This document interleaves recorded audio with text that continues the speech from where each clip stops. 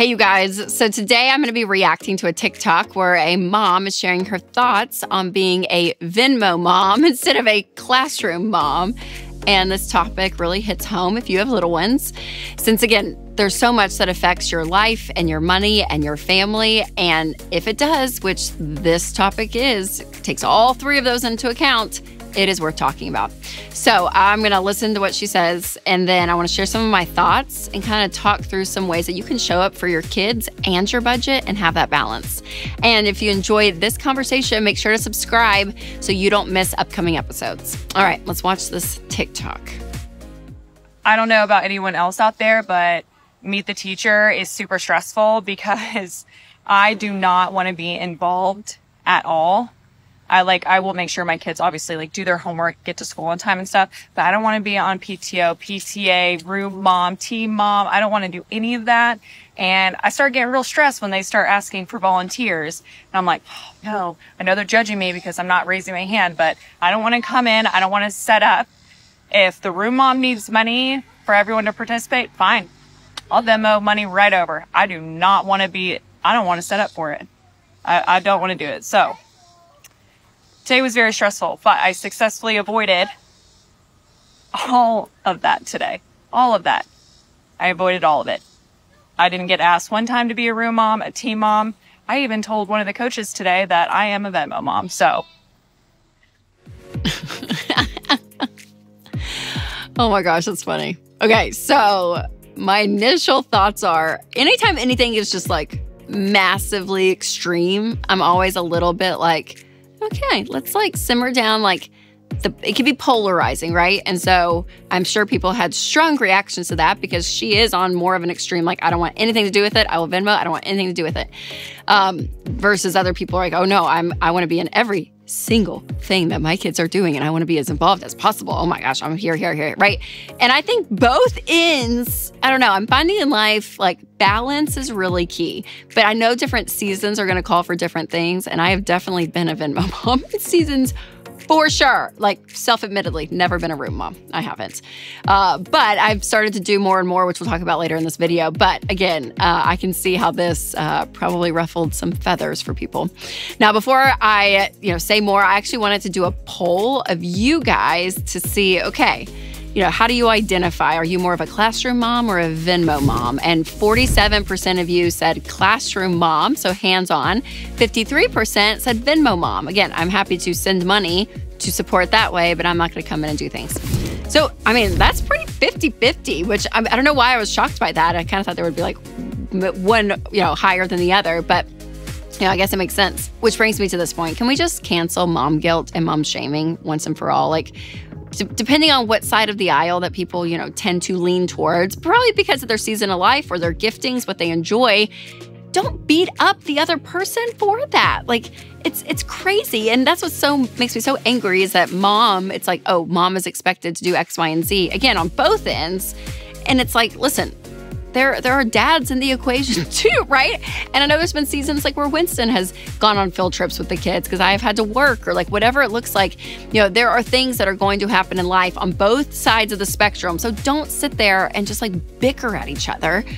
Just loosen up, you guys, regardless of where you naturally stand. Because again, we all have different gifts and capabilities, and that's what makes the community work. And showing up for your kids, though, I think is a major win, and that can look a lot of different ways. So before I share the 4 key things that every parent should remember, I want to talk about one of our sponsors, Delete Me. Delete Me is so great, you guys, because there are scammers everywhere today. And it's amazing how much of your information, personal information, is out on the internet. And scams can come up, and I'll admit it, I have fallen for 1 or 2 of them, but that is why I use and recommend Delete Me, because it gives me such peace of mind. They go in and remove all your personal info. So this is your home address, phone number, and more from hundreds of data broker websites, helping protect you from spammers, scammers, and online thieves, and potentially saving you a lot of time and money. So you guys make sure to go to joindeleteme.com/Rachel for 20% off. That's joindeleteme.com/Rachel. And do this because, again, having a service like this in the world we live in with the internet and how much our information is out there, it is worth it. All right, here are 4 things to remember next time you catch yourself maybe getting a little competitive with like, a different mom in your world and you're like, oh, remember, number 1, one is not better than the other, okay? So like on both ends, it's not that like one is getting it right and the other's not. And so that's what happens. I think sometimes we think how we behave and what we believe and what we want, everyone should be like that. And if they're not, they're somehow doing it wrong. And that's just not true. So me, for example, I've never been a room mom. I'm not on PTO. I Venmo for sure. I will go in because my girls love it and Charles does too. So I do it for him. If there are opportunities to volunteer and I'm able to plan it out, I will do that. And this is everything from like being a class reader or going in and, helping the teacher do some stuff. So I do that a few times a year. It's not a ton, but it's enough because my kids love when we show up for school. And they've asked me, Caroline has specifically asked me, Mom, will you please come and be the class reader one day?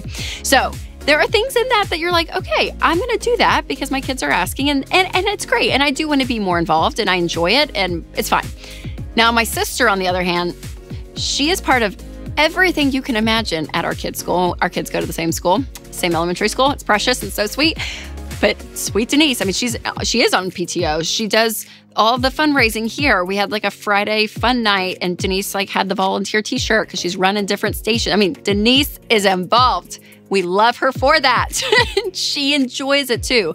She really does. She loves it. So again, I'm not better than her. She's not better than me. It's all great. All right, number 2 is to know what is actually helpful. So again, the idea of volunteering is to help out the teacher. I mean, that's going to be it. And so pay attention to what they need and do your best to pitch in. I did this thing for my 4th grader and the teacher even told me, she's like, I'm probably giving you the worst thing to do and I'm so sorry.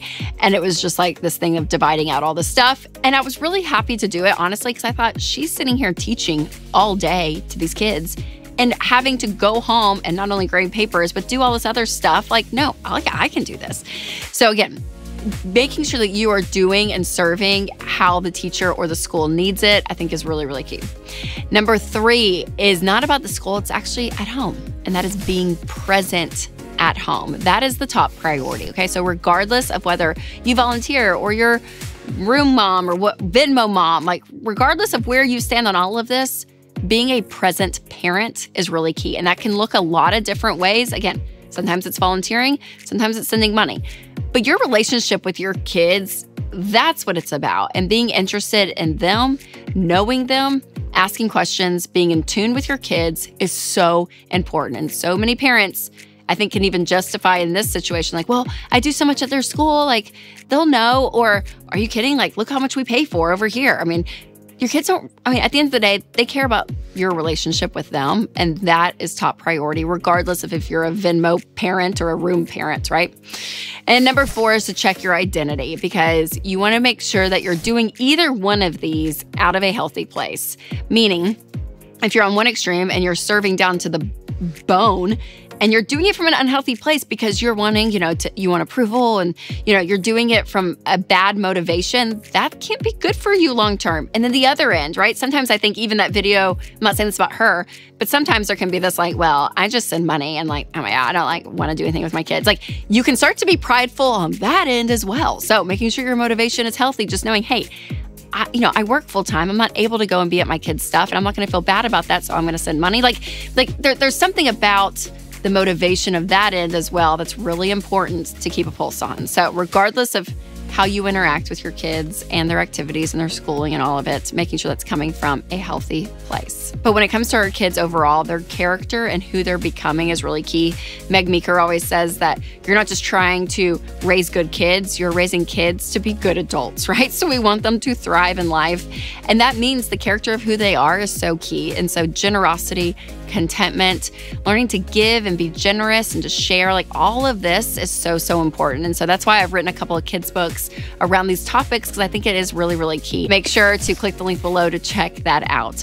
And share this episode with anyone who needs some encouragement of all the mom expectations out there. We want to just flatten that, give some balance to the conversation. And if you think that this conversation is a little controversial, well, you haven't seen anything yet. Check out my episode on my most hated financial advice, which is eating at home. Who knew? So I'll leave a link in the description as well. Remember, you guys, to take control of your money and create a life you love.